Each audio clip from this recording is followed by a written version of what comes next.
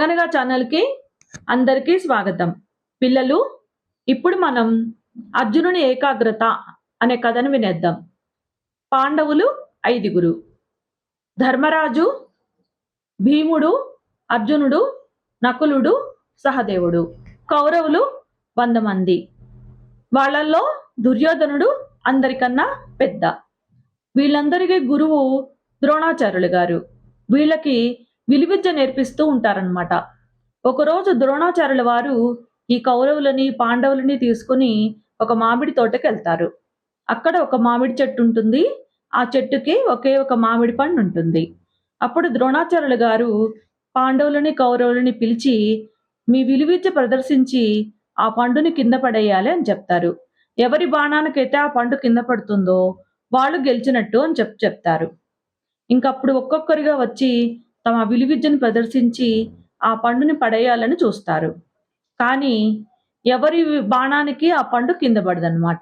ఒక్క అర్జునుడి బాణానికి తప్ప. అప్పుడు ద్రోణాచార్యులు గారు అడుగుతారు, అర్జునుడి బాణానికే ఆ పండు ఎందుకు కింద పడిందో తెలుసా అని. తెలీదు అని చెప్తారు. అప్పుడు ధర్మరాజుని అడుగుతారు, ధర్మరాజా, నువ్వు బాణం వేసినప్పుడు నీకేం కనిపించింది అని అడుగుతారు. ఆచార్య, అక్కడ ఆ చెట్టు మీద ఒక ఉడుత అటు ఇటు తిరుగుతోంది, అది కనిపించింది అని చెప్తాడు. అప్పుడు భీముని పిలిచి, భీమా, నీకు ఏం కనిపించింది అని అడుగుతారు.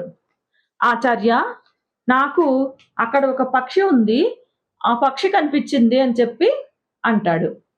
అప్పుడు సుయోధన, నీకు బాణం వేసినప్పుడు నీకు ఏం కనిపించింది అని అడుగుతారు. ఆచార్య, నాకు అక్కడ నీలం రంగులో ఉన్న ఆకాశం కనిపించింది అని చెప్తాడు.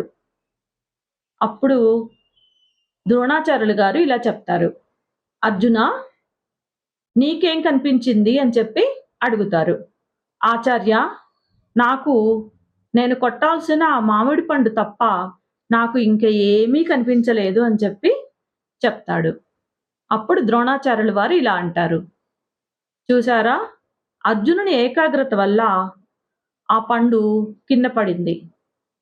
అంటే అర్జునునికి తను కొట్టాల్సిన లక్ష్యం తప్ప ఇంకా ఏమీ కనిపించలేదు. కానీ మీ అందరికీ మీరు కొట్టాల్సిన లక్ష్యం కాకుండా మిగతావన్నీ కనిపించాయి. అందుకనే మీరు ఆ పండుని కొట్టలేకపోయారు. విలువిద్య నేర్చుకునేటప్పుడు ఏకాగ్రత చాలా ముఖ్యం అని చెప్తారు.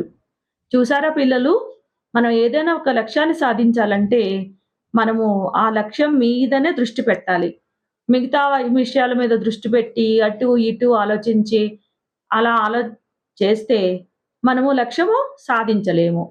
మీకు ఇప్పుడు స్కూల్స్ తెరుస్తున్నారు కదా, పిల్లలు మీకు టీచర్స్ లెసన్స్ చెప్పేటప్పుడు మీరు లెసన్స్ మాత్రమే వినాలి. అటుపక్క మాటలు ఇటుపక్క మాటలు అల్లరి చేస్తూ అలా ఉంటే మీరు టీచర్ చెప్పే లెసన్స్ మీద దృష్టి పెట్టకపోతే మీకు అవి అర్థం కావు. కథ కంచికి మనం ఇంటికి. నచ్చితే లైక్ చేయండి, షేర్ చేయండి, సబ్స్క్రైబ్ చేయండి.